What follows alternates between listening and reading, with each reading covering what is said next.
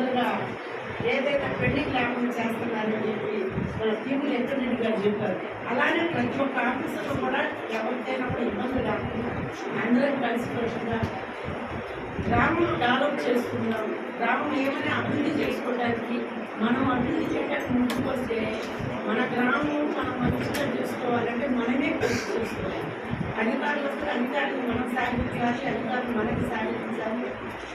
అలానే ఏదన్నా జిల్లా పరిషత్ గ్రాంట్లు ఏదన్నా ఉంటే నా సాయశక్తులుగా ఏ గ్రామానికైనా నా స్వయంగా నేను పోయి చైర్మన్ గారికి అడగలుగుతాను.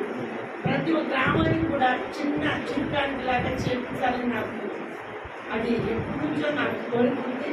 మీరు జిల్లా పరిషత్ ముందుకు ఏదన్నా ప్రతి ఒక్క గ్రామంలో కూడా ప్రతి ఒక్క సర్పంచ్ ఎంపీసీగా చెప్తున్నాను.